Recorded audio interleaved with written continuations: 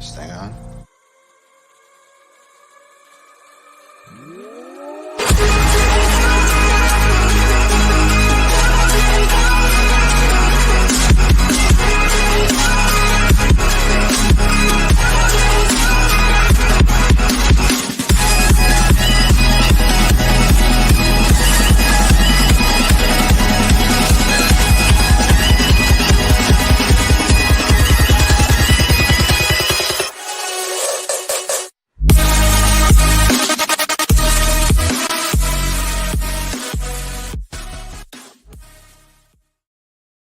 What is up, everybody? Welcome into another episode of The Cut. I am your host, Christian Williams, and I am here, as always, with Randy Hall. Randy, how are you?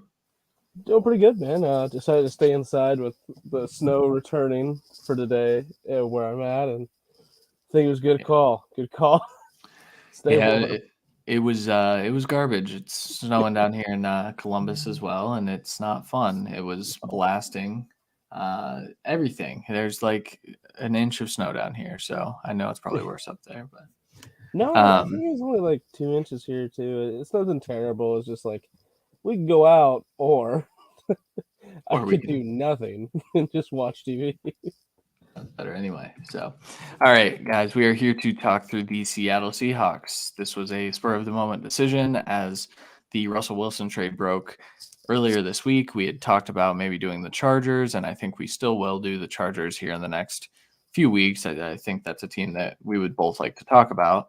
And they had some big news this week as well. They're doing the Friday fix on their own. Like I just don't know what we can do. Right, it's crazy. But tonight we are talking through the Seattle Seahawks, who obviously just lost their star quarterback to a trade. But we'll talk through all of that. We'll talk through the general manager and coaching situation. We'll talk through the current cap status and maybe walk through some key free agents. Not maybe. We will do that.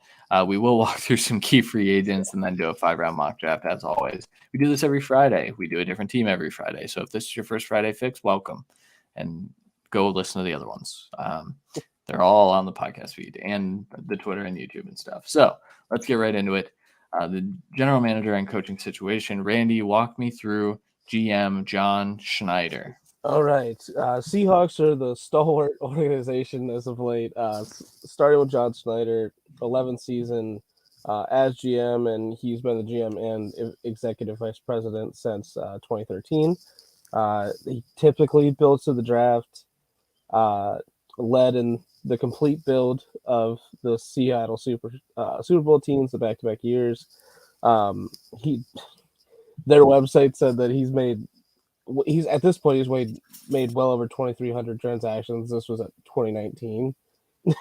So It's a lot more now. Probably 3,000 it feels like. And he had a lot of very early success as a GM. But you can go down the list of that entire Seattle stud roster, especially in the defense, and even Russell Wilson late in the draft.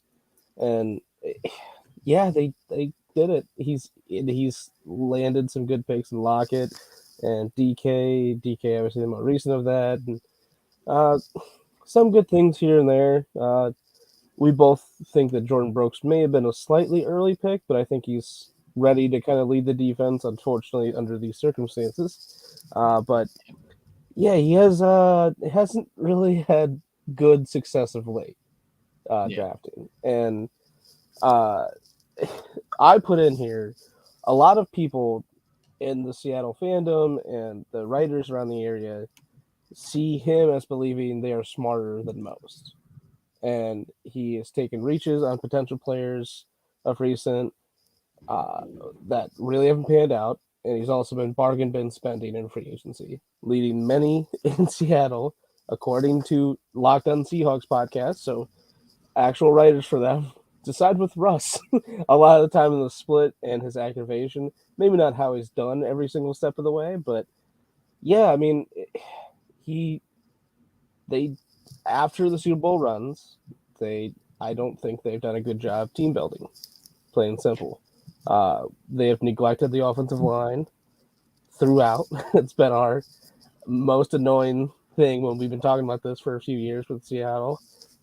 They've taken reaches on edges that have not worked out, and that's about it.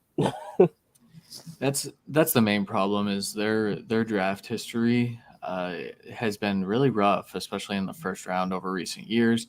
If they even have a first round pick, because they were just the Jamal Adams trade Yeah, is going to be the death of John Schneider. I think this regime has one shot to rebuild, and I this don't is even think, and I don't even know if they want to. I think this is kind of we are forced into this because our quarterback doesn't want to play here. Our we are depleted of assets, and that is our fault. And so I think they get 1 year to prove that they can have a quick turnaround.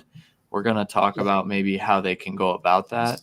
I don't think the team is really ready at this point to do that, Well, especially in that loaded uh, division and losing oh one of my the god, top 10 quarterbacks in the NFL.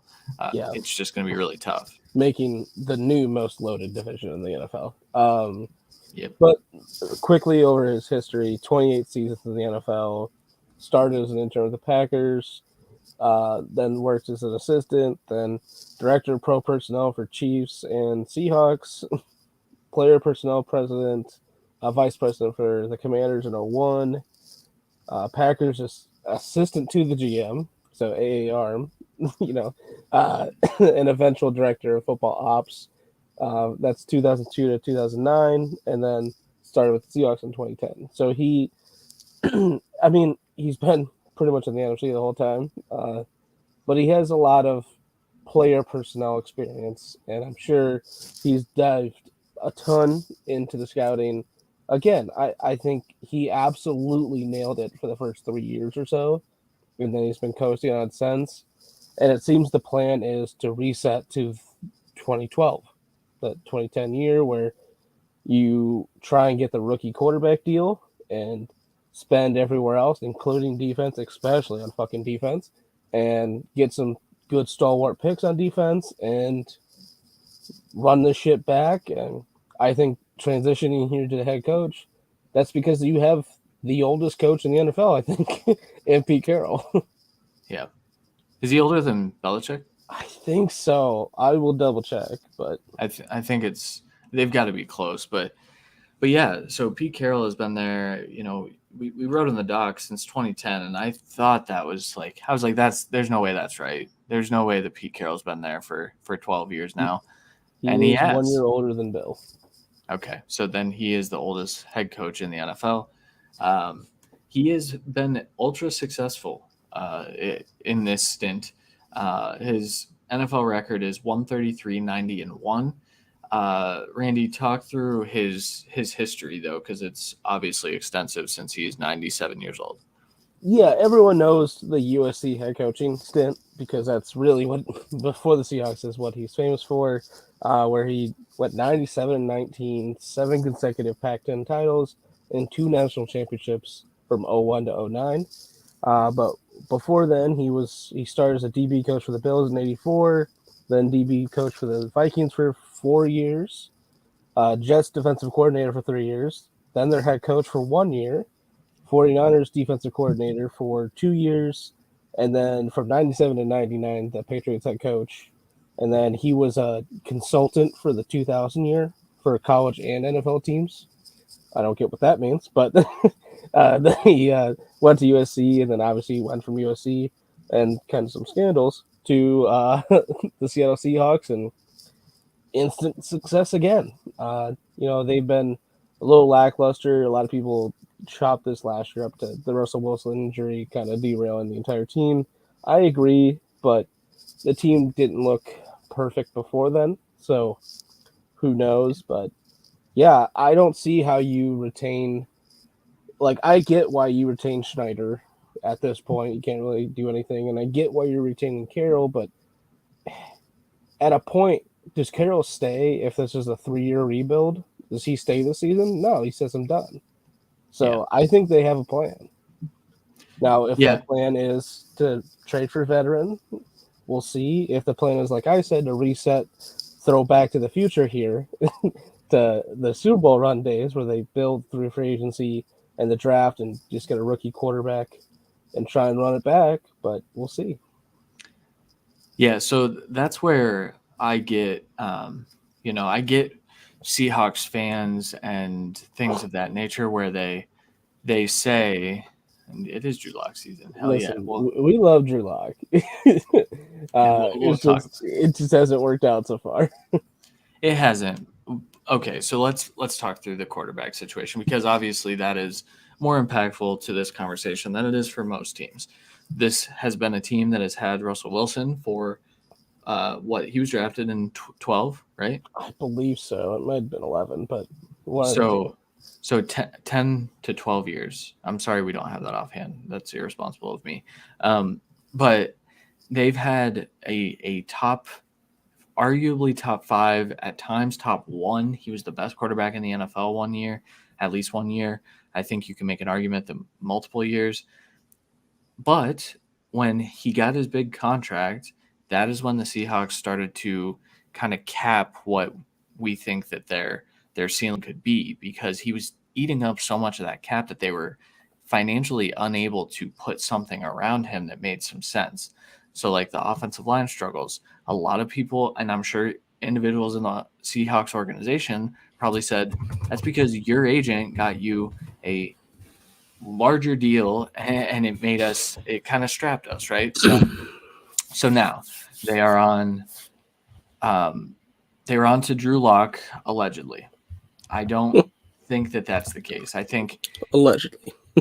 I think if they plan to roll with Drew Lock, then it is a 3-year build. And I think what they do is they have Drew Lock start this entire season. I don't even know, and we'll talk through the draft. I don't even know that they take a quarterback this year. I think they want Drew Lock to be bad for them. There are two options. Drew Lock is as good as we think he can be with all of the talent that he has, or he's just atrocious. He is terrible. And then they get a top 3 pick. Then they get one of CJ Stroud or Bryce Young, assuming that they both come out. And that is the plan moving forward. However, I think that there is also, obviously, we know that the talk in the NFL today is on Deshaun Watson and how he is not going to be criminally charged with anything. I don't want to get into it at all. No. However, the Seahawks, there were rumors when the Russ trade was made that they were just stocking up so that they could flip that for Deshaun Watson. And those rumors haven't stopped. And in fact, they are now, I believe, the betting favorite to land Deshaun Watson whenever the trade goes through, which there's reports that it'll be within the week. So my question to you, Randy, we have this state of the team that we haven't really talked about. This team with Deshaun Watson, are they ready to compete right now for at least a playoff spot? Well, the problem to me is, like, we know they want 3 firsts for Deshaun. And worst case, they could be like, hey, Deshaun, yes, he's got this shit in the background, but he's 5 years younger than Russell Wilson. And this is what he got: 2 firsts, 2 seconds, I believe, and multiple players and another bit, all this shit. So I don't know what they asked for back at this point. I think 3 firsts may be out of the realm of possibility for them, just with the still lingering background issue.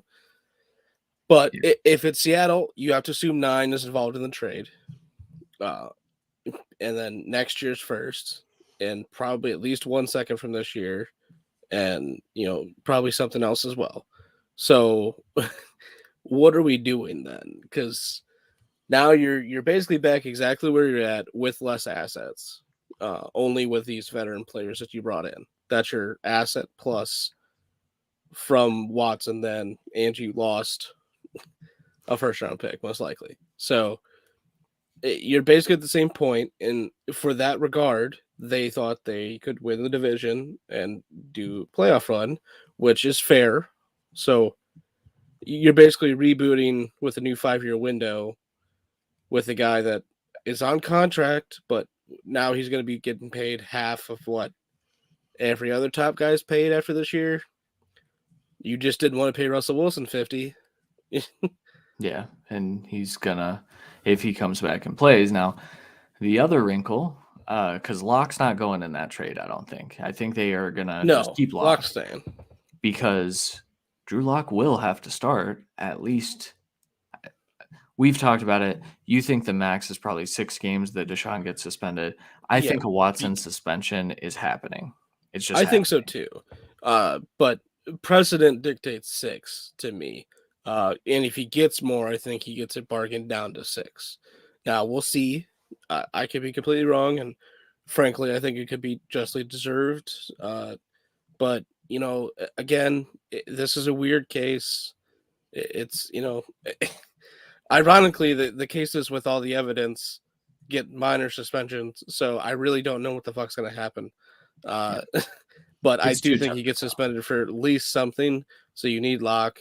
Um, but yeah, But then I we'll see what happens. We'll see. I think in a perfect world they aren't going for that, and they just let the Panthers re-deplete their market at picks and everything, and go from yeah, there. Maybe trade away McCaffrey. I don't fucking know. That seems stupid, but we'll see. Um, I yeah, think that's well, it's the probably the Panthers. target destination now for the for Deshaun, but we'll see. But Deshaun also has no trade clause, so I have no idea what's gonna fucking happen. Yeah, and that's I mean, there is a report that he's willing to meet with teams to see about a destination since the Dolphins don't want him and the Steelers don't want him, which I think the reason he wanted to go to the Dolphins was Flores. But again, the Seahawks either way would be facing 6 games without a quarterback at the level that they have known quarterback for a long time. And I think those 6 games, we don't know the dates of their games yet, but they have a tough schedule no matter what. They're going to get a couple division games probably in there, maybe I one. think I think the West played each other this year. Yeah. Yeah. So there you go. Like, say 2 of those games are against the AFC West, another one is a divisional game. Then you're looking at Just like a 1-5 record when Deshaun were to come back, and that's if it's only 6 games. So I think a trade for Deshaun is definitely a long-term move, and maybe that's why Pete hasn't left yet. Maybe they think that they can pull it off, but I think ultimately, if Locke's their Week 1 starter, I think Pete Carroll might retire here in the next couple of we'll months. we'll see. We'll see.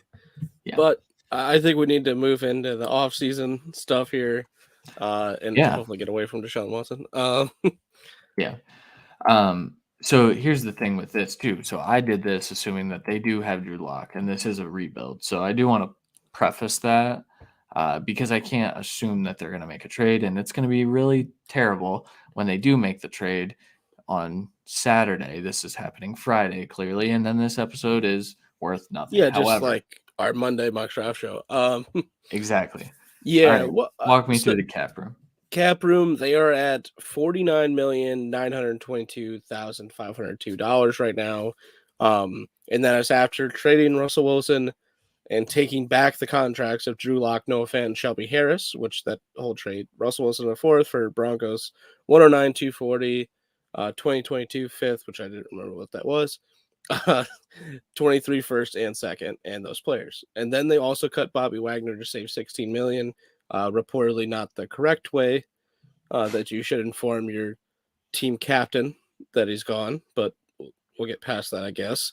So that put him up to 49 because the initial trade, they didn't really save. I think they were at basically the same cap room with the Russell Wilson trade, or slightly below because of the contracts of those 3 players. So the Wagner helps them make moves this offseason and possibly go for a big time quarterback. Um, that's yeah, but they have a lot of free agents too and some key ones. Yeah, so I guess I'll walk through some of the main key free agents. I think Gerald Everett, Quandre Diggs, Dwayne Brown, DJ Reed, Sidney Jones, Rashad Penny, Will Disley, who was a Russell Wilson favorite. I think we could see a Will Disley to go back up Alberto in Denver. I They think that'd got be kind of fun. 72 tight ends there. They're like the Bears. They don't That's need any true. more. That's true, but it would be fun. Alex Collins, Rasheem Green, Al Woods, Brandon Shell, Geno Smith. Not saying that. Ethan Pochich, and then Jamarco Jones. It's Robert Um, Nkemdiche. We know how to pronounce that name. I don't, man. I'm tired. It's been a long day. Then they also have restricted free agents: Bless Austin, Phil Haynes, Kyle Fuller, John Reed, Penny Hart, Brian Moan, and Ryan Neal. So a lot of people who are casual NFL fans probably don't even recognize over half of those names, but the first few that we named, I mean, Quandre Diggs has been a very, very good safety for them. Yep. I think Gerald Everett was productive when he was on the field last year. Dwayne Brown has been a stalwart of their offensive line for a long time now. I guess, how are they going to create more cap room if they need? Are there any good cut candidates? And then we'll get into the guys we'll sign. They don't have like perfect ones. I think the best one is Jason Myers, their kicker, $4 million. It's a kicker. Get rid of him. Benson Mayowa is a $3 million cut. He hasn't worked out at edge, or I don't even know if he's edge. Honestly, I don't even. I think he's edge, but he hasn't worked out, and he just hasn't done anything. And Gary Hyder Jr. is another cut. He's basically starting edge for him, but he's not good. And just another reach pick that hasn't worked out. $2.85 million. Mayowa is $3 million, and then Chris Carson is $4.9 million. I don't know what you're doing at running back. So if you do all those cuts, you go from 49.9 to 62.3. But you have Rashad Penny as a free agent, and then you have Carson as a potential cut candidate. And that's about it at running back, if we're being really honest. So in my opinion, I think you bring both back and maybe take an upside shot at a running back in the draft. But we'll see. They could also opt to just let them both go and get a pick of the litter of the free agents and take an upside shot there. So we'll see with that. But they have 3 starting offensive linemen that are free agents: and Ethan Poshish, Brandon Shell at right tackle, and Dwayne Brown. I think you have to bring at least one of them back. Most likely Dwayne Brown, who's talked that he would come back on a 1-year deal, just be back with the team and prove himself again. So we'll see how that goes. But yeah, I think you need to bring one of those back, and then you figure out the rest past then. Because you're losing also both corners and DJ Reed and Sidney Jones. I'm not sure they want to afford either. So we're losing 3 secondary starters potentially. This is rough. Well, yeah, and I think they're priced out of Quandre Diggs. I think he's played well. I think they're priced out of DJ Reed too, to be honest. Yeah, so Diggs has played really, really well within their scheme, and they're not even playing him right because of Jamal Adams. Like, if you use Diggs the way he should be used, he's making tons of money. Now, maybe that's a part of the scheme, or maybe it's just that they did have a player that was better than him within the role that he is best at. But I think that he's going to get a payday from someone, and so then you're looking at an entirely new secondary. And this is why I think they are just going full rebuild. I don't think a Deshaun Watson trade, because then the cap, I know we said we're not going to talk about Deshaun Watson, but then the cap that you have is, again, nothing. And then your assets are nothing. So it doesn't make a whole lot of sense, but the NFL doesn't make sense. Randy, who are you signing from? Okay, so I brought back Dwayne Brown to start, 1 year, $7 million. That's literally exactly what he's told press that he's willing to come back for. So That's what I'm doing. I'm also signing Morgan Moses for 2 years, $7 million. He stepped up for the Jets this last year. I think he's earned this contract from a team. I know when we did the Jets fix, Christian had him resigned. I had him leaving. I think this is a good landing spot for him, where he can automatically replace Shell day one as a huge upgrade, in my opinion.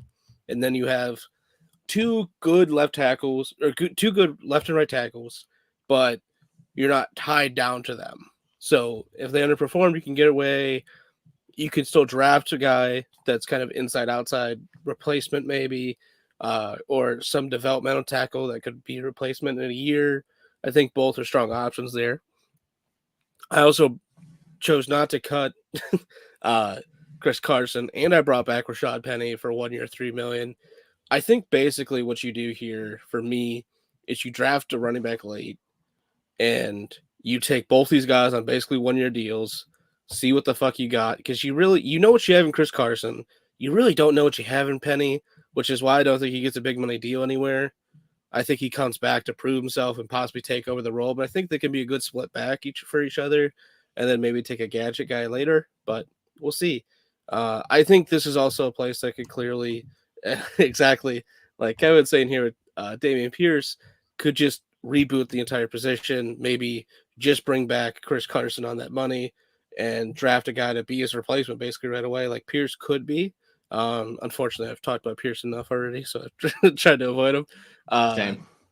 Then I brought back Ethan Pocius as well at center. They have 2 free agent centers. I think you got to bring one back because this isn't the best free agent center class or draft class. So I think you bring one of them back at least. And I brought in Akeem Hicks too. Pocius is 1 year, $3.5 million. It's a $500,000 raise from last year for him to stay. Akeem Hicks to be a rotational lineman for you and gives you the flexibility on when you pick your edges in the draft as well. But he's played well. He's a veteran. I think this is the type of player they want to help restore the culture in that locker room, especially after you cut your captain and Bobby Wagner. So 2 years, $5.5 million per for him.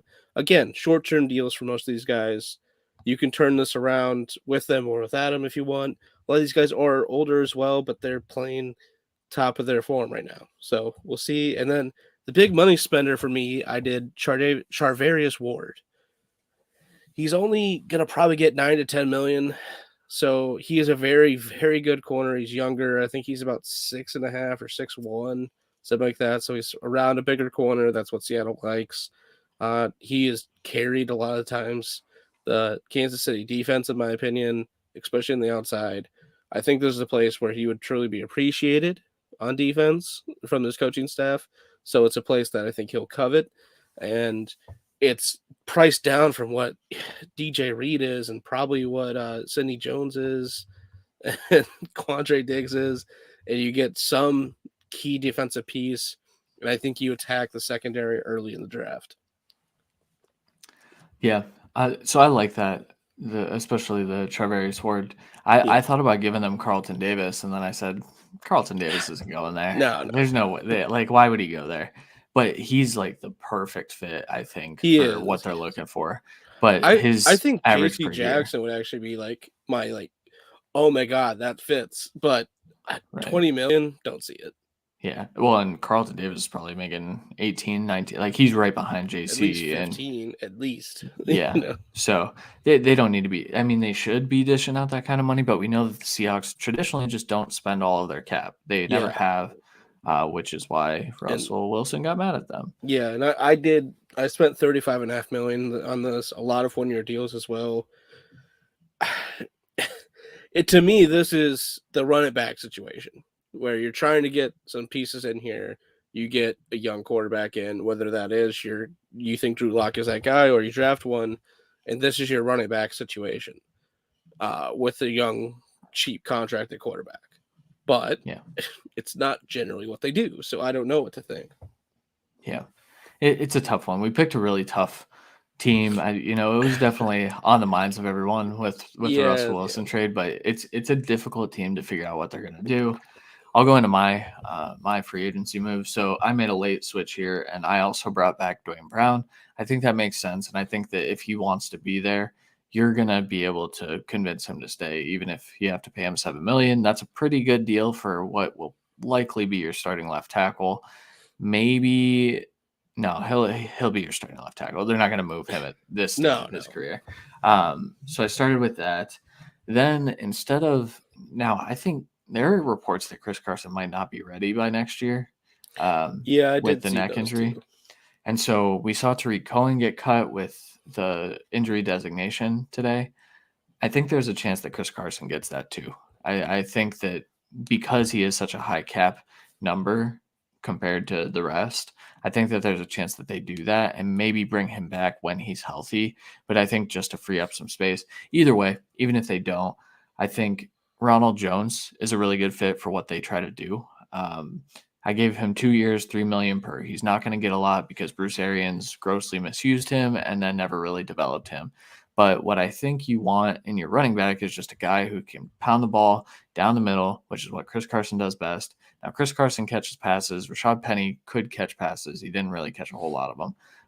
Ronald Jones can't, and they still do have Travis Homer. They have DJ Dallas, and so those guys can act in that role. But in this scenario, too, Chris Carson's still on the team. So who knows? Maybe it's just a Chris Carson, Ronald Jones split instead of Rashad Penny. And I think you're getting him at around the same price point. Well, and we gave him the exact same amount of money, $3 million per. And Jones has more success in the NFL. So I think you're just betting on. Rashad Penny's been hurt the whole time, man. That's the problem. In this last stretch, has he had more success than Ronald Jones in the last 5-game stretch that he had? No, I think it's questionable. But I would argue that 4 years of what we know them to be, they're the same player to me. It's just a risky, cheap upside, hopefully signing. Penny probably makes more sense because they drafted him and they want to prove themselves right. But I just want a different route because I want Ronald Jones to find a job where he can. Bias, thrive. Yes. Then I went with Devondre Campbell. I'm sorry, Packers fans. I don't think that they're going to pay Devondre Campbell, who was arguably the best linebacker in football last year. In the Packer scheme where it was just him out there, they only play one linebacker, and he does it. And so I gave him 3 years, $7 million per. I think this is a logical fix for the Bobby Wagner problem. I think you get younger. I think you get better. I think I could make an argument. That's so true, Kevin. Get someone to love you like Christian loves Rojo. That's so true. It's facts. But I think Devondre Campbell at this stage in his career is better than Bobby Wagner. I know that doesn't sound right coming off the tongue, but it certainly seemed to be true last year. So I think getting him in a room with Jordan Brooks makes some sense.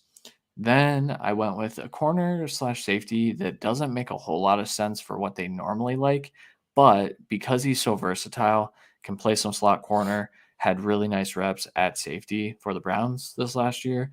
MJ Stewart, 2 years, $2 million per, super, super cheap, versatile piece that is going to kind of be their best defensive back to start, I think, because I think, like we've talked about, they're kind of resetting there.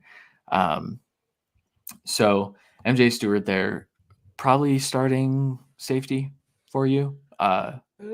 Might start at just slot corner. Yeah, I mean, worst case he's rotational for you. It's not that big a deal.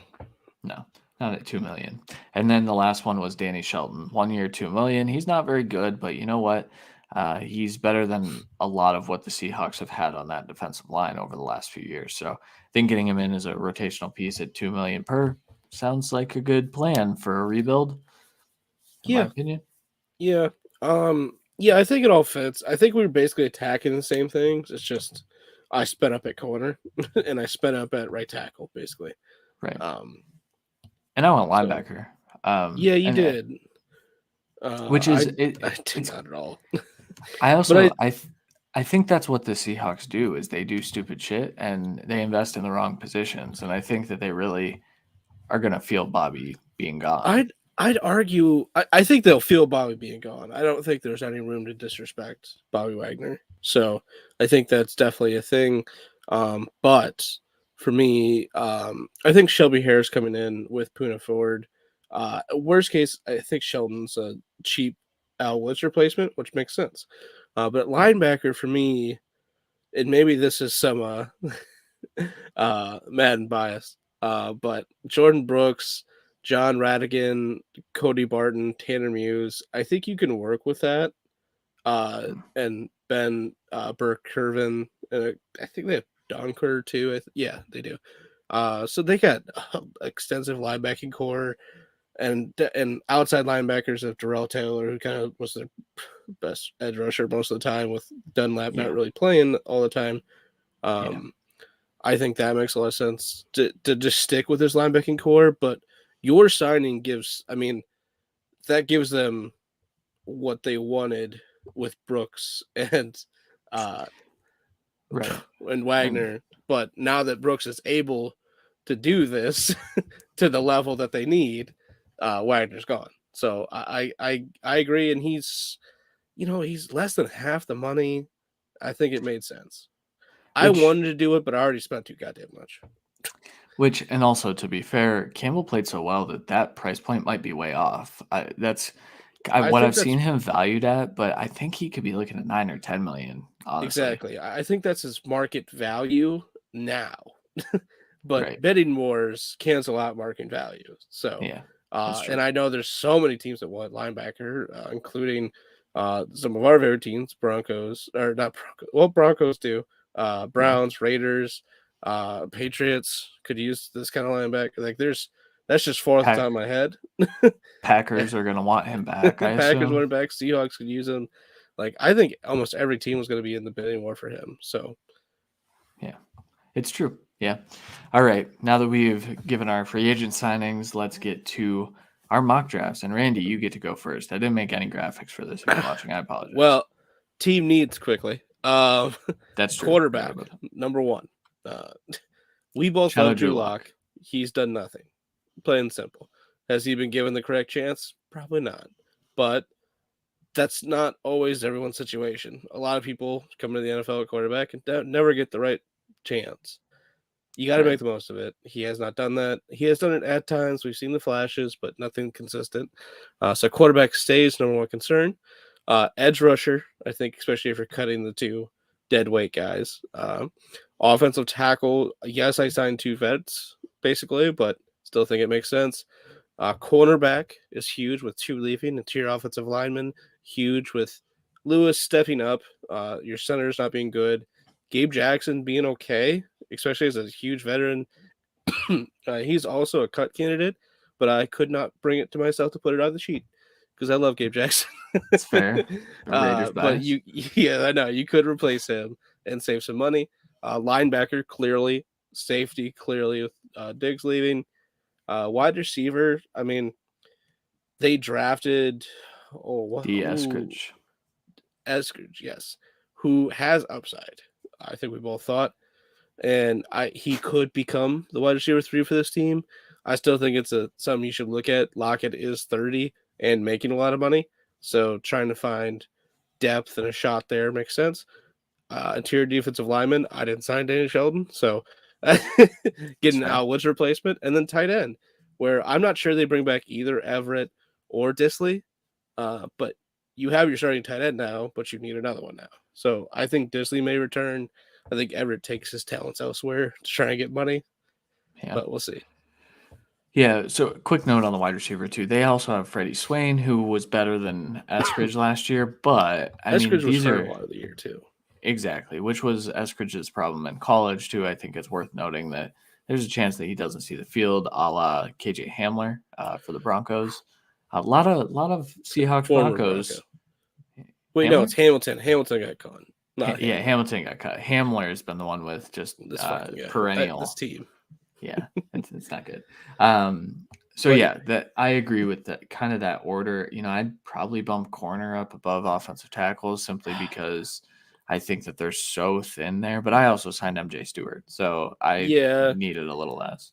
well, and there, Well, you did too. I think quarterback is basically its own tier because it always has to be if it's the top need. But then edge, offensive tackle, corner, and interior offensive lineman for me are all the same tier, interchangeable. Linebacker and safety right behind that, and then the rest for me personally, just because of needs and what you're cutting and what you traded away, what you're getting, and even with what I signed, I still think tackle is high up in the board. Yeah. All right, hit me with your mock draft. All right, so I started this with no trading for this mock for me. Not that I don't think that's what they do necessarily or anything, but I didn't trade for Deshaun. I didn't trade back at all. Even though I think both are viable options. But at 9, I took the best Seahawks corner in my head, and that's Sauce Gardner, a guy that we continually don't shut the fuck up about on the show, it feels like. But there's a good chance he's there at 9, and he fits perfectly. And even if you sign Ward, you bring him in, and now you have this 2 standout corner team. And your secondary already is better. Even if your safety play does dwindle, you're kind of set already. And then I think with Bobby Wagner going, I think Adams in the box use might go up. So maybe they look to address safety in the draft. Wink, wink here. But I think Sauce is the perfect fit for them. He's the size. He's everything they want. He makes the tackles. He's everything. So, yeah. Really quick. We haven't had an extensive conversation on Sauce, and I do want to get my thoughts out there because it's going to be a long time before we have the corner episode. Sauce Gardner to me is more of a wild card than I don't see a top 10 pick. I also have a second round grade on him, which I put out there today. Someone asked me what my corners were. I have a second round grade on him, and I think that the reason I have the second round grade on him is because I think that his physicality is going to get him flagged at the next level. To the point where JC Horn last year was my favorite corner. Probably not top. I don't remember who I had top last year. I might have had Surtain top. But I think JC Horn's ability to understand when to stop riding guys was much, much more refined. Whereas Sauce Gardner, when you watch his film, he's just holding dudes 20 yards downfield. And I think that at the NFL level, that is going to be problematic. However, you're right. He's the best Seahawks fit that I can see. I also think he fits really well with the Jets. So I think he could be gone. But yeah, well, no. I mean, at 4, but they picked before him at 10. So yeah, at 4 is what I was meaning. But the thing with Sauce for me, physicality. It's exactly what you said. I think he's the most aggressive tackler of this top cornerback class. And he can play any scheme, really. I think he can do zone and man pretty well. And that just fits Seattle. So that's what, just like both of us have said, I think he's the Seattle corner that they're going to be targeting. So he goes at 9 for me.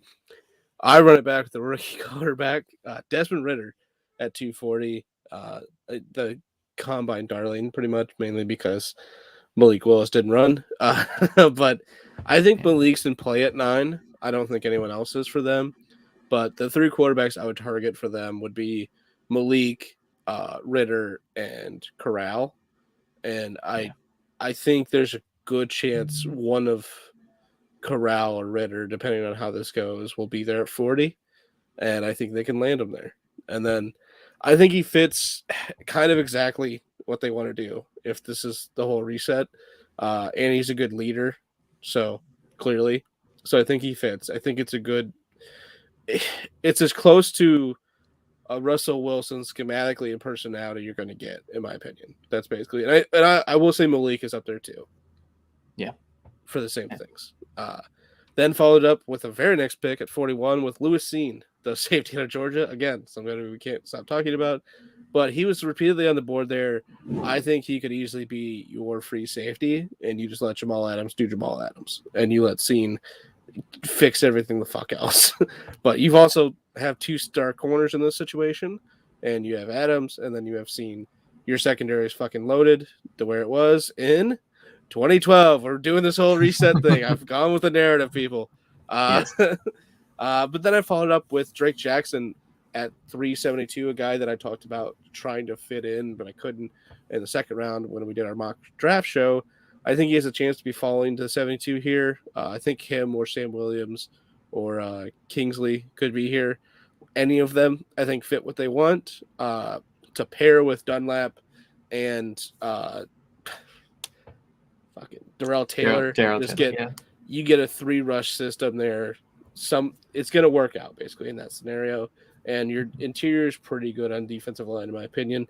So I think you really strengthen the defensive line through and through. You're not taking a shot at an edge here. You're taking an edge.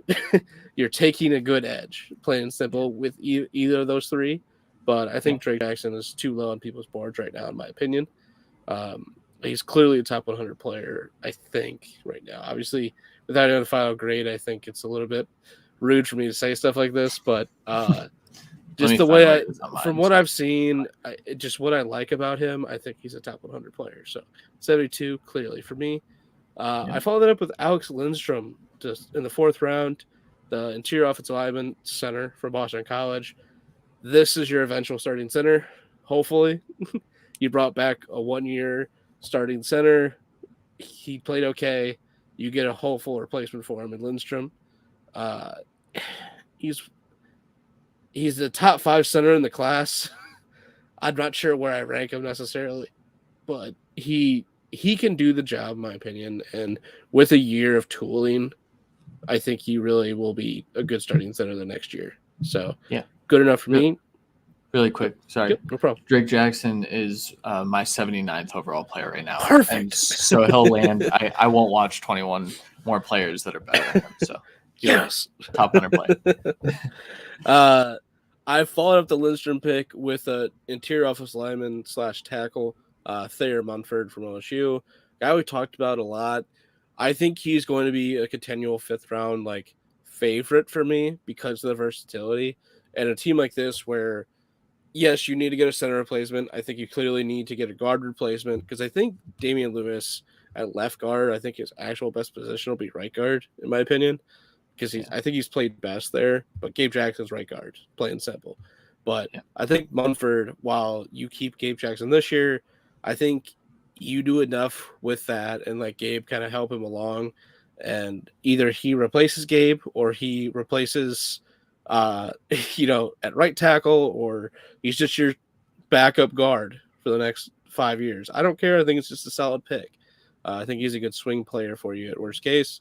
And then I finished it off with Rachaad White, the running back from Arizona State who stood out the Senior Bowl, stood out the Combine, had one of the fucking best Combine performances for a running back, only upstaged by Hall, basically, unfortunately. But White, I think White can be a 3-down running back in the next level.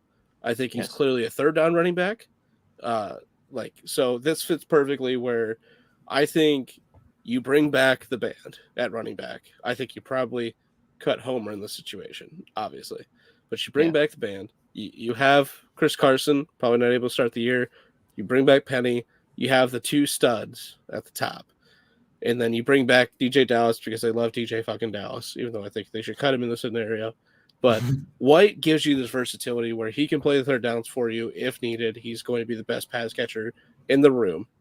And I think truly he can be a 3-down back. So you give yourself a shot to have a future feature back, which is what the Seahawks want.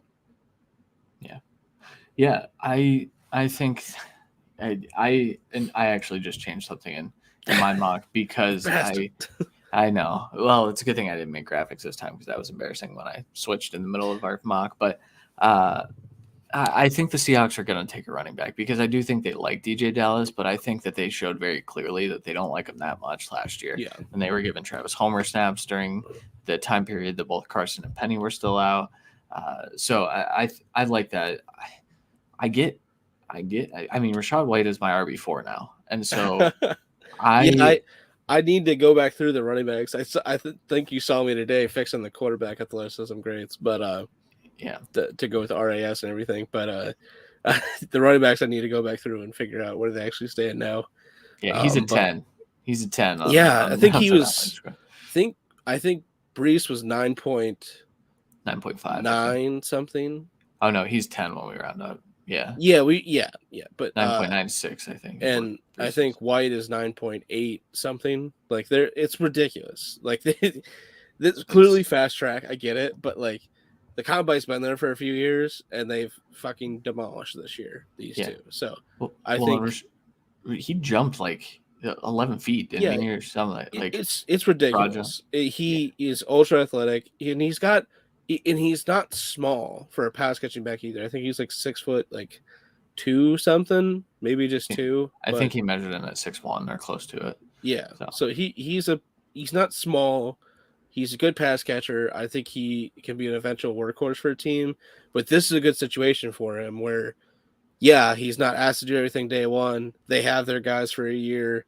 They figured out the running back room, but he gives you a shot to figure out, okay, it's going to be White, and we'll figure out the rest. Like, maybe it's Penny, maybe it's Carson, but this is our guys for the next run that we have here.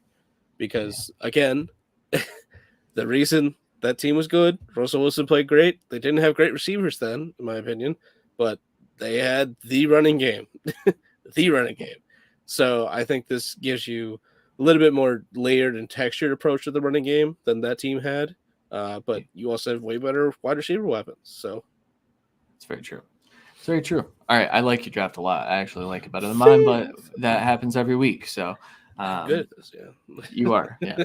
I do like my draft, and I'll get into it. So at the 109, I I agree with Randy. I think Malik Willis is in play here. I just, I don't see them taking a quarterback this year.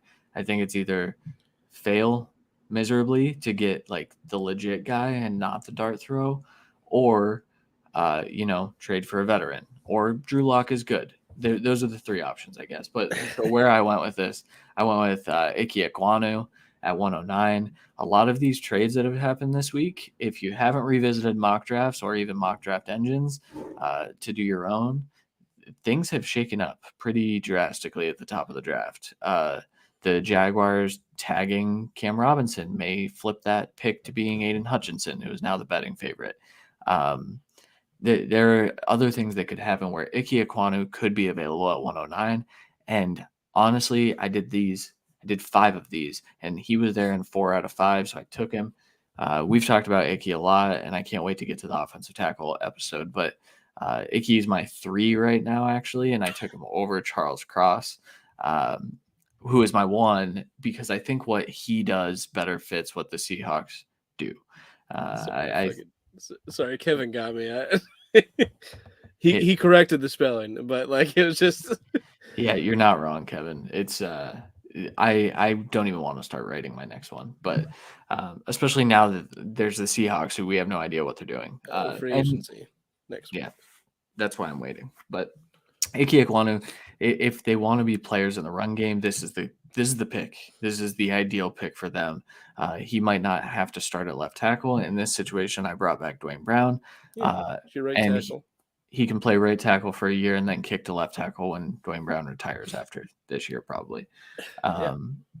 Then with the 41st pick, so I traded the 40th overall pick. I did not do what Randy did. I traded the 40th overall pick to the Falcons for pick 43 and a 2023 third, and I attached a 5th round to that, pick 151, where Randy got Thayer Munford. I said, I don't want that. I don't want that pick. I want the 2023 third because we're stocking up to go get ammo for one of the quarterbacks next year, right? So I picked 41. I picked Kyler Gordon, the cornerback from Washington. He gets to stay in his state. Kyler Gordon did not have a very good combine, but Kyler Gordon is a very good football player. He didn't run as fast as everyone thought. He's got a really interesting background. He's like a dancer. He does like he does ballroom dance. He does like hip hop. He does ballet. It kind of shows like he's athletic enough, and he's just a very smooth corner. He's not the level of McDuffie, in my opinion, he does dances to help with the hips, which you need at corner. It makes sense. Exactly, yeah. But I do think that he's slipping. A lot of people had him mocked in the first. I think he'll be there at the top of the second. Then with that 43rd pick, I went with Dylan Parham, and I studied Dylan Parham for the first time the other night. I think Randy put him in the mock draft last week for the – who did we do last week? Giants? No. We did somebody. We did the Dolphins. We did the Dolphins. And Randy had Dylan Parham going, I think, a little later than this. But when I study Dylan Parham, I get excited because I think in the run game, again, we're going back to the run game. Seattle, that's what they want to do. He is a force. He is very, very technical in how he can get upfield, headhunt, but also get really good hand placement, stay on balance. It's masterful. I am a very big fan of his run blocking. His pass protection problems, anchoring, I think may be bigger problems at the NFL level. You take him in the second round, though, he doesn't have to start right away unless you move him to center, which I think he can play center. He's a little undersized. He's not too light, but I think that moving him to center makes a little bit of sense to get him on the field and get him some reps. But I really like him as a player. He's close to a first-round grade for me. Which is rich. I know. I don't care. We'll see. Yeah. Third round, pick 72. I took Caleb Ellaby. So I waited around from what Randy did, and I went with a guy who I think has similar upside, lower upside, but similar upside if he hits. Caleb Ellaby is a favorite of a lot of people. He throws a really clean spiral. He has a really nice mechanics. I question some of his arm strength. I question his ability to process because he ran an RPO offense. But I think that this is, we talk about this 2012 and how they got Russ and everything. This is how they did it in the third round. And I think Ellaby has a lot of those qualities that they look for in their leader. And you have Drew Lock to lean back on. So Ellaby doesn't have to start right away. Wouldn't it be something, though, if Drew Lock is like Tarvaris Jackson or whoever the hell was there when Russ was there and he beat him out in camp? Matt Flynn. Yeah, it was Matt Flynn. You're right. I think Tarvaris Jackson was also there. He probably was, but either way, you did a different flip the switch, Back to the Future. You took a third round quarterback and hoping it works out.